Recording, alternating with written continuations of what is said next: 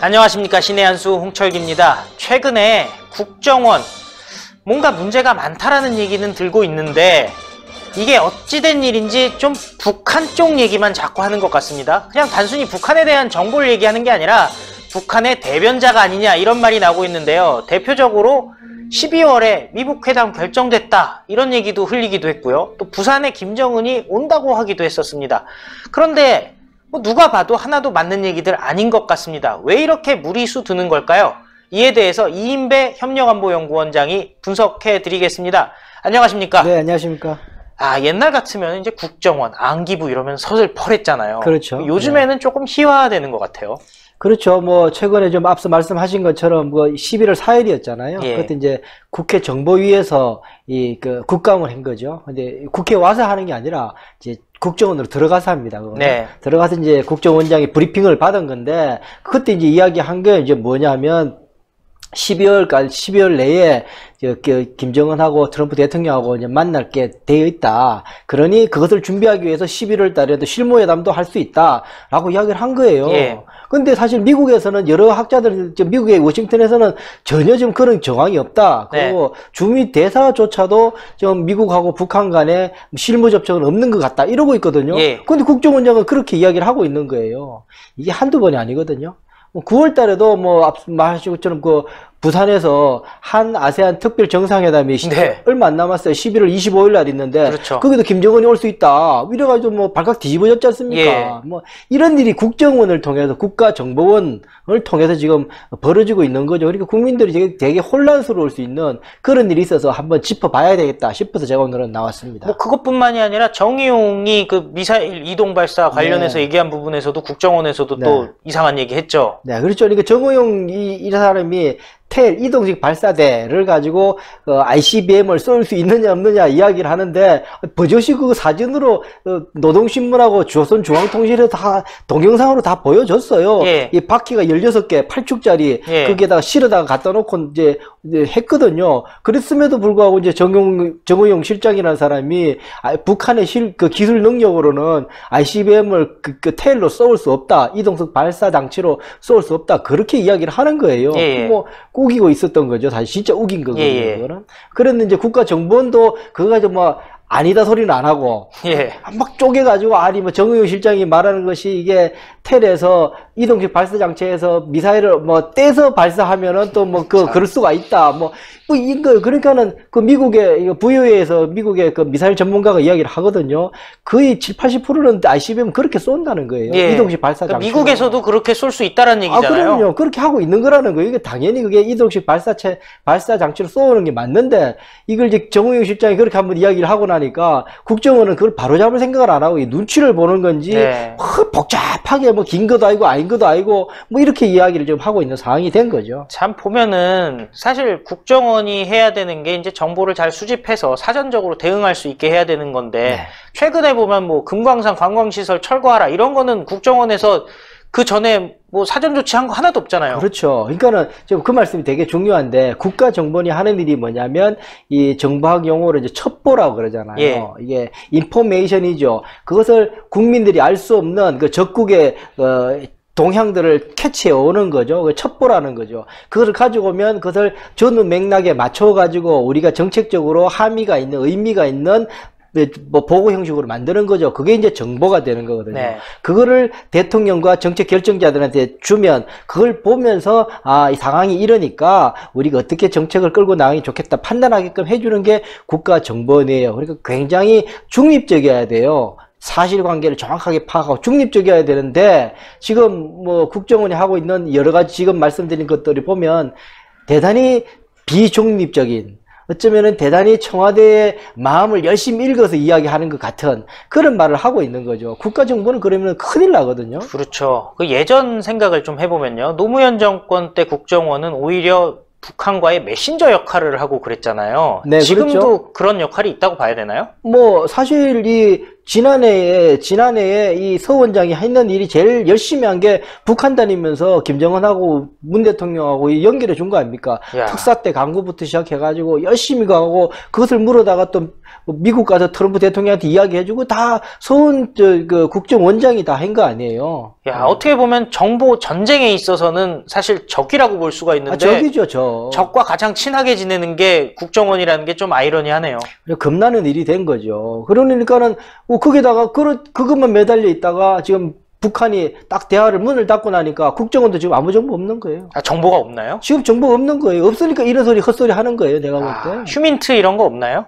지금 굴릴 지금 마음이 있겠습니까? 지금 직접 서훈 국정원장이 적국의 수장인 김정은을 만나서 이야기하는 그런 구조를 가지고 있는데 어떻게 그걸 굴릴 수가 있겠어요? 야, 참 불가능하다고 봐요. 참 답이 안 나오네요. 네. 최근에 또 이렇게 국정원 관련 소식들이 국감 때문에 좀 나오는 걸 봤더니 또 보니까 김평희를 소환한다더라 이런 네. 얘기를 뭐 남의 얘기하듯이 그냥 이렇게 그렇죠. 얘기를 하고 있어요. 그렇죠. 이제 그게 바로 그냥 첩보, 그거는 누구나 알 수 있는 거예요. 그럼 외국 원리는 나와요. 체코 대사 바뀌는 거, 그거는 전 세계를 때리면 나오는 거단 말이에요. 네. 뭐 그게 첩보예요. 예. 그러면 이것이 정황 관계 속에서 어떤 의미를 갖는 건지, 정말 왜 불려 들어가는 건지, 김정은의 태도는 어떻게 상황이 어떤지, 내부의 권력 구조는 어떤지, 그걸 판단해가지고, 얘가 들어올 경우에는 중책을 맡기려고 그럴 정황이 있다. 아니면은 아웃시키려고 그런다. 네.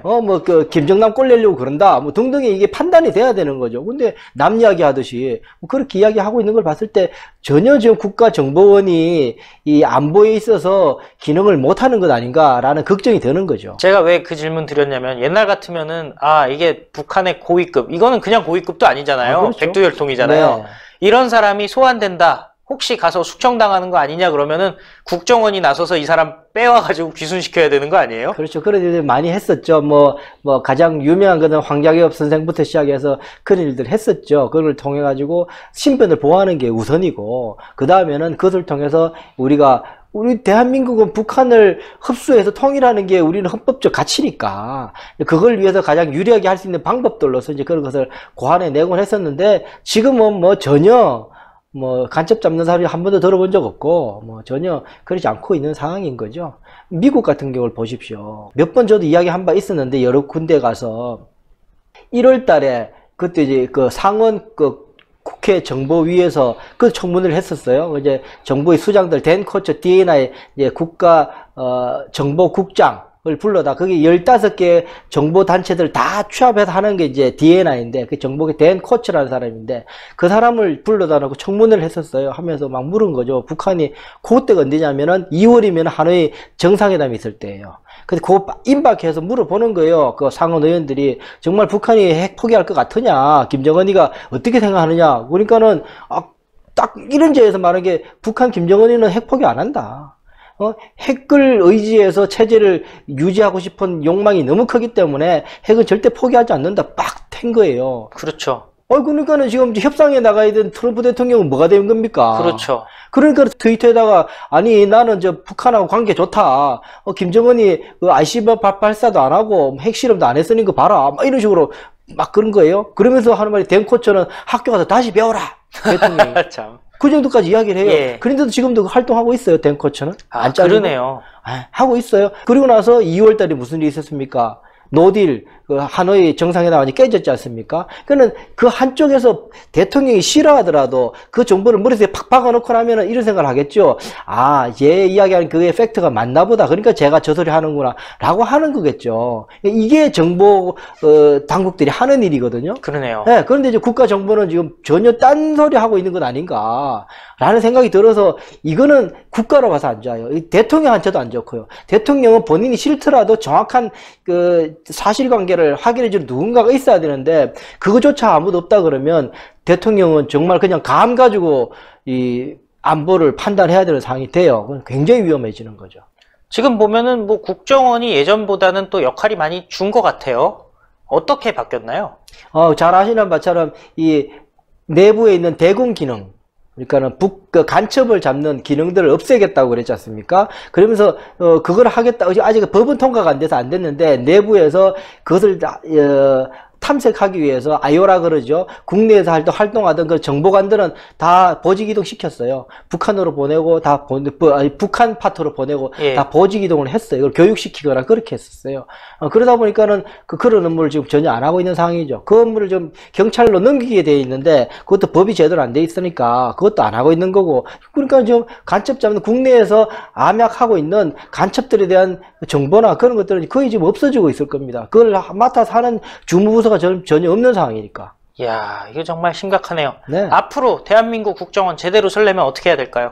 우선요, 저는 이번에 보면서 참 답답한 게 중에 하나가 뭐냐면은, 어쨌든 정부 부처를 감독하는 것이 국회잖아요. 감사 기능이 있잖아요. 우리 국감을 한 거 아니에요, 이번에. 했는데, 이거를 국정원에서 이렇게 12월에 미국 정상회담이 있다 이런 이야기 하면 그걸 좀 따져 묻거나 그 근거가 뭐냐 물어야 되는데 이 정보위의 그 국회의원이라는 사람들이 열심히 그거 받아 적어 가지고는 그걸 또 언론에다가 열심히 퍼다 나르기 바빠요. 예. 그러면 안 되죠. 그러면 어떤 일이 벌어지냐면은 국정원에서는 저거 이용해 가지고 우리 필요한 이야기 직접 이야기하면 또 이상하니까 나중에 또 문제 생기면 꼬리 잘라야 되니까 그냥 그렇게 이야기해 주는 거예요. 이용하는 거예요. 그러려면은 그 국회의원들이 그 국가정보원의 대변인 같은 역할을 하게 되는 거예요. 그게 악순환되고 있는 거예요. 그러면 안 돼요. 차라리 지금 상황에서는 그 국감 감독을 하려고 그러면 철저하게 비공개로 하고 보고를 받더라도 각서를 쓰는 한이라도 절대로 안 밝히겠다 하고